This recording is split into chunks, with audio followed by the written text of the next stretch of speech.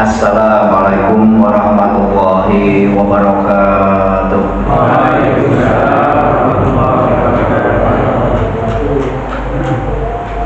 Alhamdulillahilladzi amarona bisyiyami fi syahri ramadhana wa fi syahril mubarakah. Asyhadu an la ilaha illallah wahdahu la syarika lah wa asyhadu anna Muhammadan abduhu wa rasuluhu la nabiyya ba'dah. Allahumma shalli ala Muhammad wa ala alihi wa ashabihi wa man tabi'ahu bi ihsani ila yaumil qiyamah. Amma ba'du.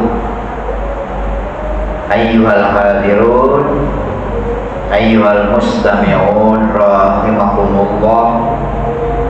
Usikum wa nafsi bitaqwallahi faqad fazal muttaqun. Qala Allah Ta'ala fi kitabil karim, a'udzu billahi minasy syaithanir rajim. Bismillahirrahmanirrahim. Innamal mu'minuna alladzina amanu billahi wa rasulihi thumma lam yartabu wa jahadu bi amwalihim wa anfusihim fi sabilillah ulaika humus shadiqun. Shadaqallahul adzim. Pertama, tentu kita bersyukur kepada Allah Subhanahu wa taala. Sore tadi tidak hujan, malam ini tidak hujan. Maghrib tadi kita bisa makan, malam ini insya Allah dilanjut lagi makan. Juga Allah Subhanahu wa taala memberikan kesempatan kepada kita untuk berpuasa di bulan yang sangat mulia, yang hanya datang satu kali saja, yaitu di bulan Ramadan. Semoga syukur yang kita lakukan dalam bentuk ucapan berupa kalimat apa? Alhamdulillahirabbil alamin, juga syukur dalam perbuatan. Buktinya malam hari ini kita semuanya sholat malam sebanyak 13 rakaat. Betul? Karena yang dua iftitah, yang 11 adalah yang sholat malam sebagaimana yang dilakukan oleh Rasulullah SAW. Semuanya tuntas dari awal sampai akhir. Semoga kita diberi kekuatan, keistiqomahan oleh Allah, bisa melaksanakan qiyamul lail dari awal sampai akhir, tidak ada bolongnya, tidak ada prainya, kecuali yang memang harus prei. Betul Bu? Nah, Bapak Ibu rahimakumullah, kalau ada pertanyaan begini, Pak Fahmi ini tahun ini puasa kira-kira puasa yang keberapa kali? Tidak dihitung. Kalau usia kita sekarang 40, Pak Kampon itu baru 50, lebih sedikit. Maka sudah 40 kali kita itu puasa. Kalau saya sudah 60 dan memang lebih, berarti saya sudah 60 atau 50 kali puasa. Berarti puasa Ramadan yang kita lakukan 1 tahun sekali itu bukan merupakan ibadah yang istilahnya berat, karena sudah berkali-kali dilakukan. Bahkan kanggo apa? Saking apanya mesti jumlah bilangan harinya puasa Ramadan itu hanya 2 macam. Kalau tidak 29 pasti 30. Pilih yang mana? Pilih yang sedikit apa yang banyak? Nah, kalau soal uang pasti pilih yang banyak. Nah, kalau soal jumlah puasa, karena puasa menahan lapar, menahan haus, mungkin orang akan pilih yang sedikit. Nah, kenapa mesti harus dipikir pilih yang mana? 29 atau 30? Ini sebenarnya ada kaitannya dengan bagaimana orang itu melaksanakan ibadah puasa yang sudah sering dilakukan, tetapi mesti harus ada peningkatan. Bukankah nanti selesai Ramadan datang bulan apa, Bu? Syawal. Apa arti Syawal? Meningkat, bertambah, lebih baik. Gak ada kalau orang bangun rumah tingkat kok jelek, mesti lebih baik. Paling tidak bagian bawah yang lebih baik. Kalau bawah tidak baik, maka rumahnya ambruk. Betul kan? Syukur baik semuanya dari bawah sampai atas. Tapi pikir kalau orang punya rumah besar-besar, semuanya baik, keinginannya macam-macam, bareng tua, siapa yang mau nyapu yang di atas dan boleh boten kuat.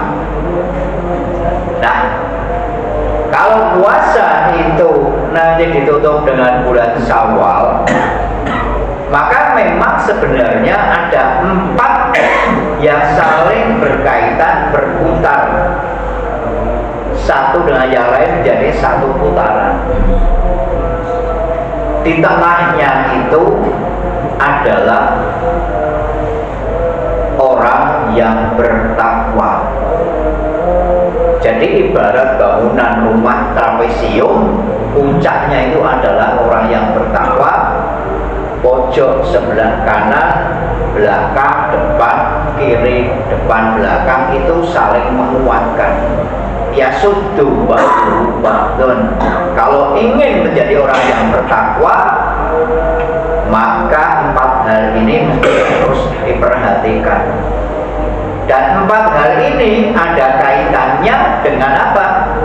Kaitannya dengan bagaimana kita itu melaksanakan puasa menjadi lebih baik dan menjadi lebih dapat dinikmati serta mendapatkan rahmat dari Allah Subhanahu wa Ta'ala. Nah, kalau malam ini kita juga ketemu rahmat, Pak Rahmat.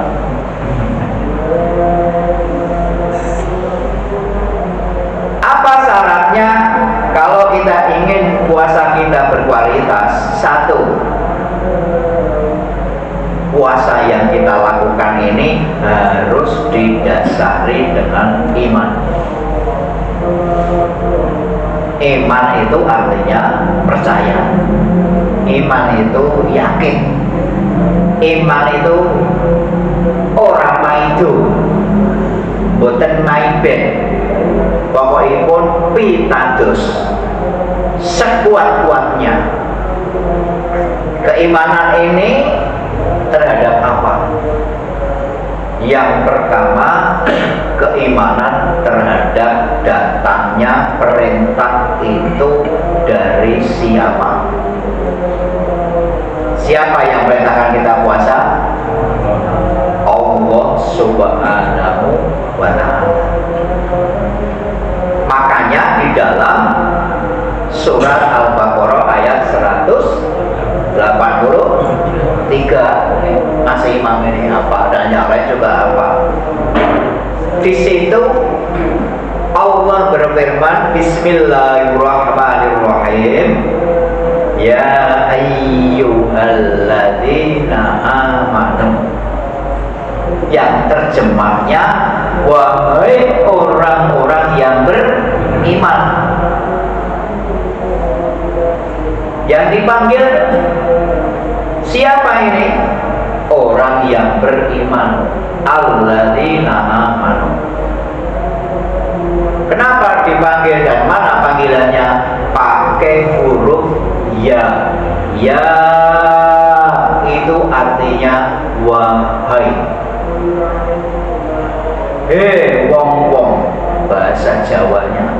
Kalau yang namanya dipanggil, maka panggilan itu akan didengar sesuai dengan jarak sampai di mana suara itu didengar. Kalau saya di sini manggil, Pak Fahmi, lalu jawab, dekat. Ya di sana, yang di luar itu yang sedang nunggu mendoan, sedang nunggu kopi itu. Atau yang di teras sana ibu-ibu, Bu, no, macam itu. Berarti dengar. Kalau begitu apa? Ya itu berlaku umum, baik orang yang dekat maupun orang yang jauh, semuanya dipanggil oleh Allah. Kalau dekat berarti panggilan itu sangat apa?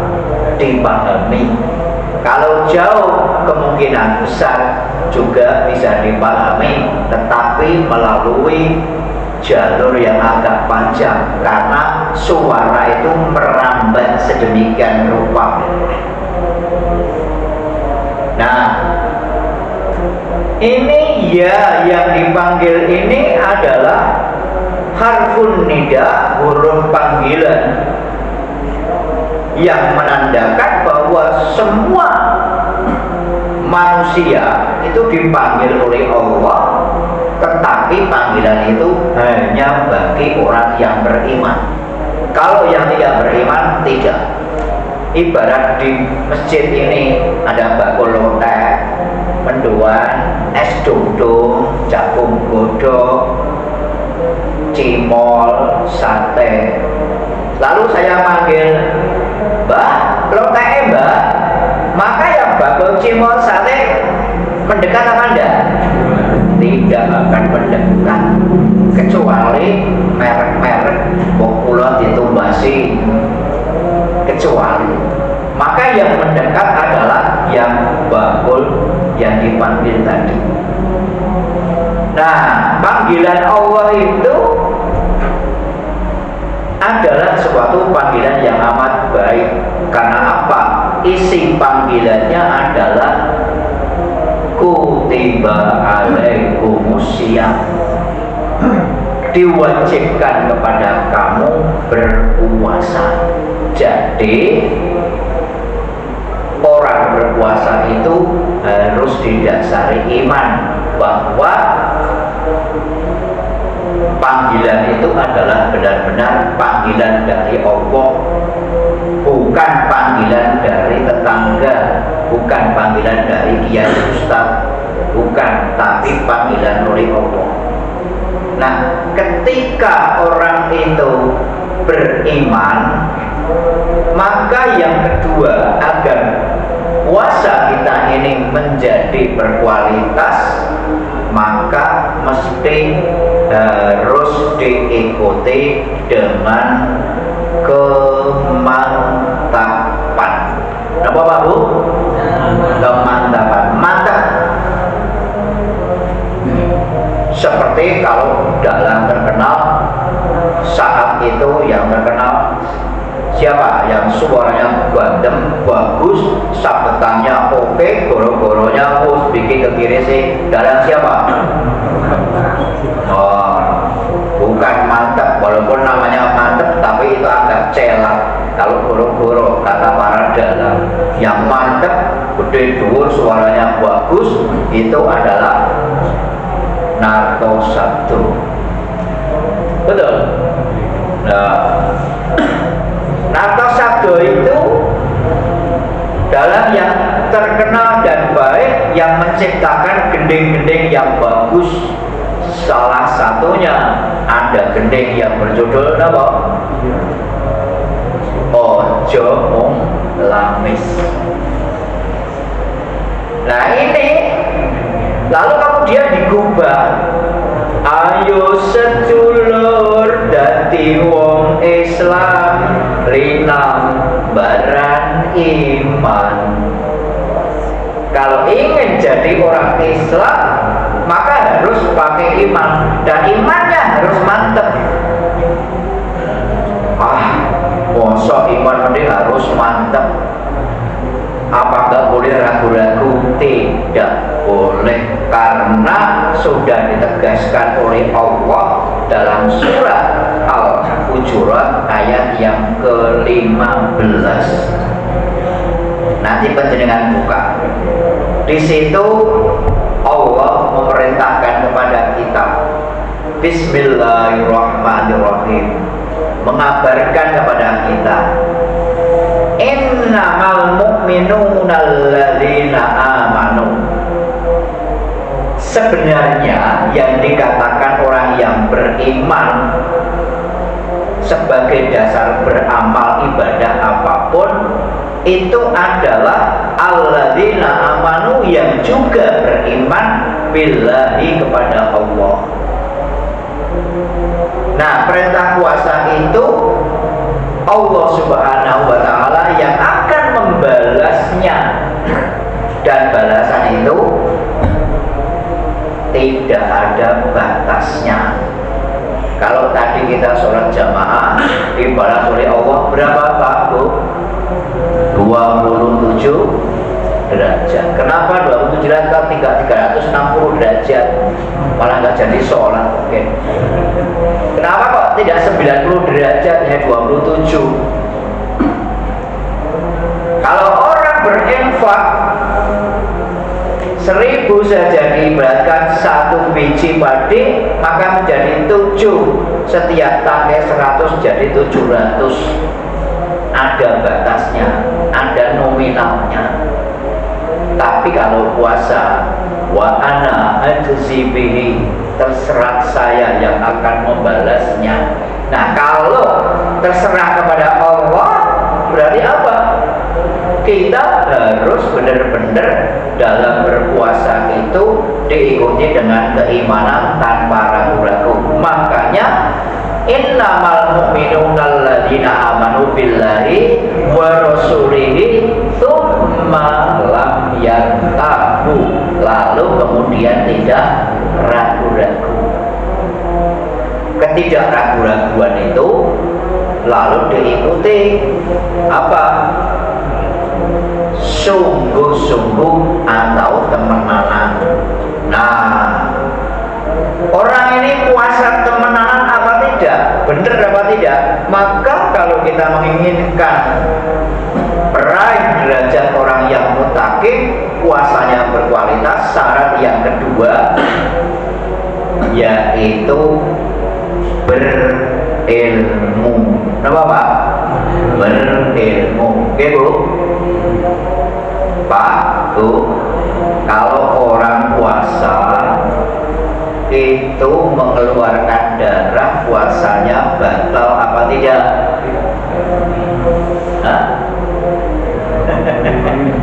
Orang sedang puasa mengeluarkan darah, batal apa tidak puasanya? Hah? Oh. Ada yang batal, ada yang tidak. Ya loh? Pakai ilmu. Yang tidak mana?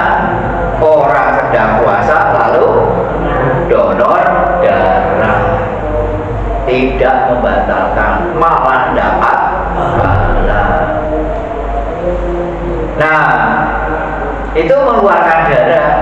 Nah, sekarang kalau ibu-ibu, mbak-mbak mengeluarkan darah, batal nggak Bu? Bukan hanya batal, tetapi kalau sejak dari awal sudah tahu, malah tidak boleh puasa.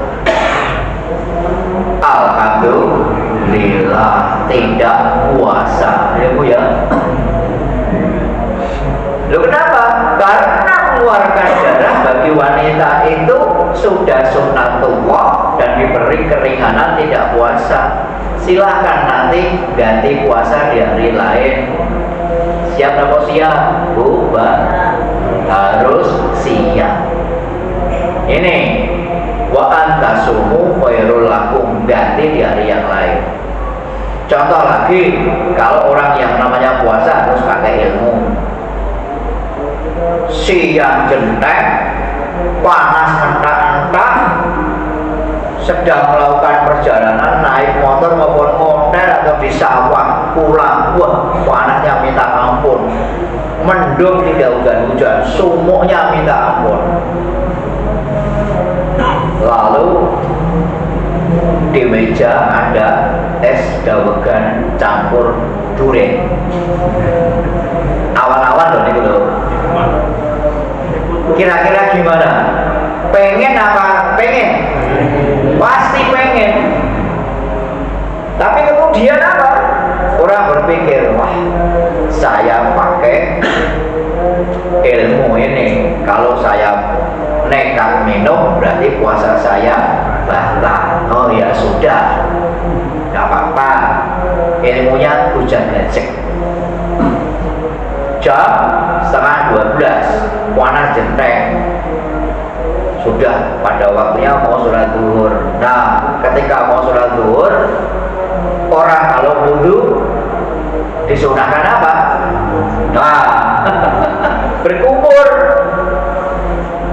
Berkumur sebenarnya cukup pakai tangan satu tapi pakai tangan dua.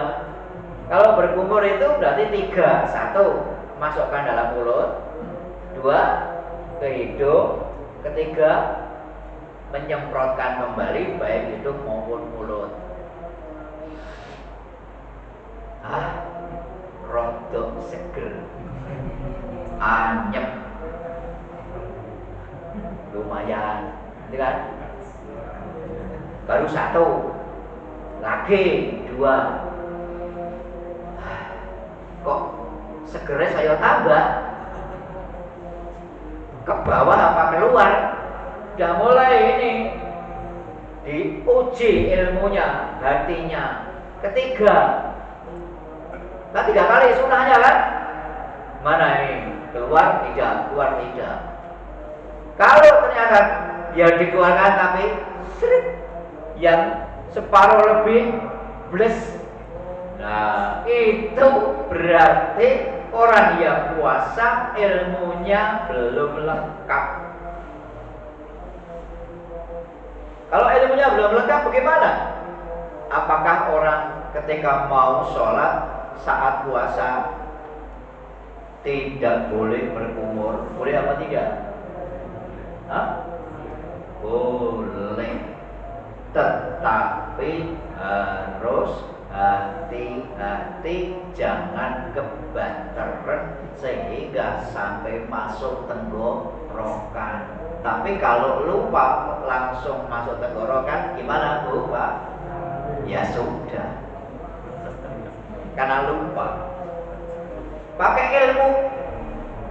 2, Ramadan itu orang tidak boleh makan, tidak minum, tidak rokok, dan tidak berhubungan suami istri dari terbit fajar sampai tenggelam matahari. Betul tidak? Betul. Nah, padahal sebulan. Ketika melihat istrinya dandan ayu banget, cantik, moblong-moblong, dia mau berangkat ke kantor, seorang suami sedang di rumah. Bu, sebentar, tak cium sedikit, boleh enggak Bu? Hah? Boleh enggak Pak? Cium istri boleh enggak? Nah, pakai ilmu boleh. Bayangkan kalau puasa sebulan penuh tidak mencium istri, gimana Bu? Wow, titen besok tidak saya buatkan nasi lontong opor. Wah, budaya orang Banyumas kan itu. Boleh mencium istri itu. Kenapa? Karena Rasulullah juga melakukannya. Rasulullah menyatakan, silahkan mencium istri sebagaimana engkau berpuasa. Tetapi,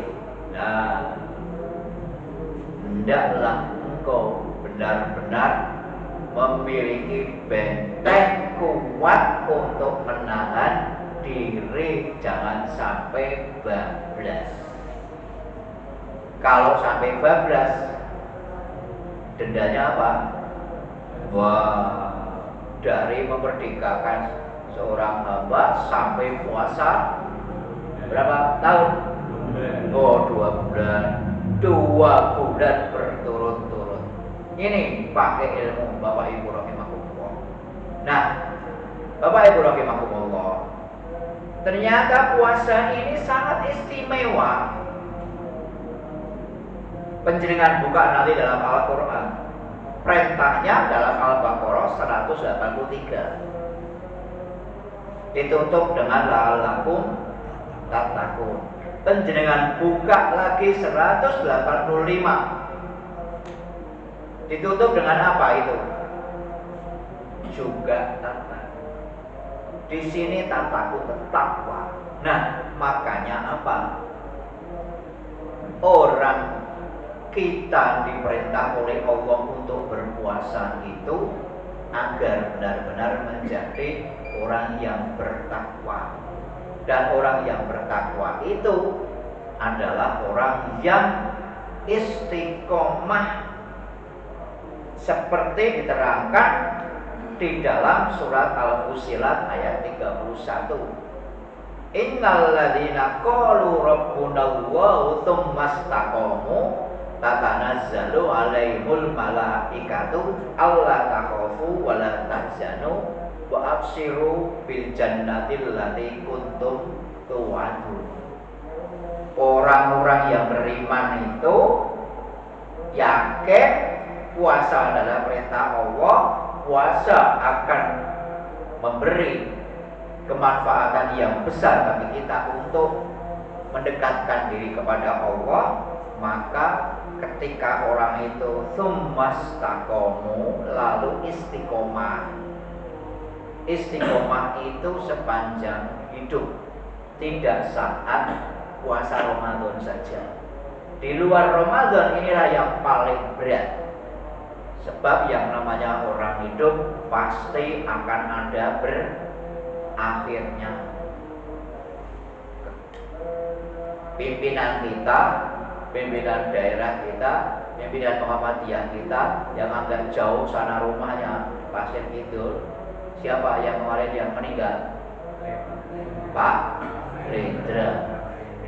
Itu datang dari Lampung hari Kamis jam 2, masih sehat. Sore masuk RSI, Allah berkehendak memanggilnya. Siapa yang nyangka? Bekal apa yang akan kita bawa? Termasuk kita semuanya, termasuk saya. Sekarang meger-meger, bisa jadi keluar dari masjid Allah memanggil kita. Siap apa siap? Harus siap. Nah, kesiapan itu diwujudkan dalam bentuk keistiqomahan selama hidup masih dikandung badan, maka kita tetap berusaha melaksanakan semua perintah Allah dengan sebaik-baiknya. Bapak Ibu rahimakumullah, jadi harapan Allah kepada kita untuk melaksanakan puasa menjadi orang yang mutakin itu syaratnya tadi nomor 1 beriman. Maka mari kita pupuk iman kita setiap saat. Orang yang beriman itu senantiasa akan berada dalam ketenangan, dan tenang itu didapat karena diawasi oleh Allah. Itulah mengapa bulan Ramadan itu memiliki banyak fungsi. Salah satunya kesempatan kita untuk mendekatkan diri kepada Allah Subhanahu wa Ta'ala. Apa dia? Mana perintahnya? Dengan buka surat Al-Baqarah ayat 186.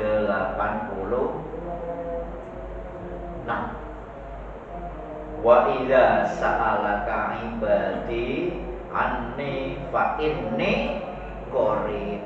Wahai Muhammad, berilah kabar kepada umatmu, kepada kita, seandainya umatmu bertanya, apakah aku Allah itu dekat? Jawablah, fa inni qarib, saya dekat dengan hambaku, saya dekat dengan umatmu.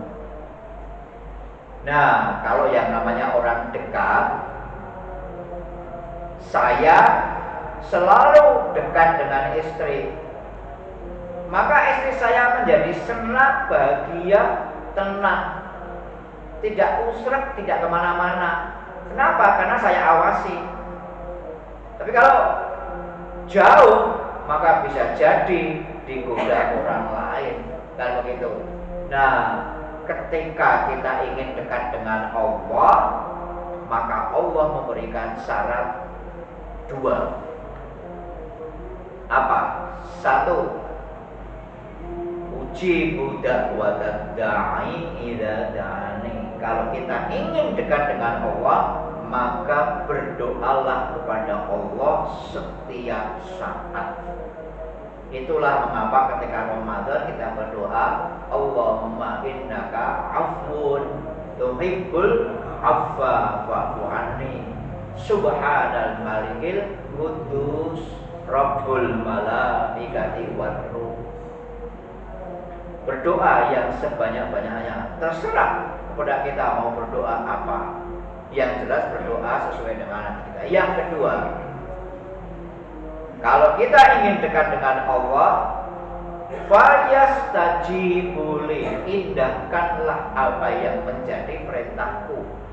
Perintah Allah kaitannya dengan puasa yang berhasil, maka hiasilah selama Ramadan ini dengan amal soleh, baca Al-Quran, zikir, infak, sedekah, takjil, bayar zakat fitri, dan lain sebagainya.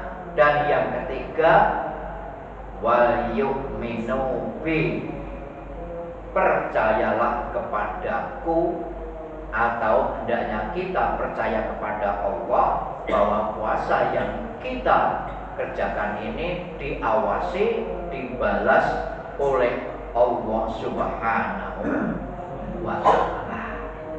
Demikian yang bisa kita kaji.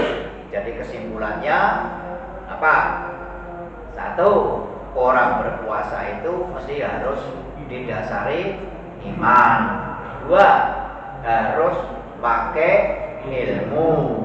3, harus diniati taqarrub kepada Allah. Untuk taqarrub kepada Allah, perbanyaklah berdoa.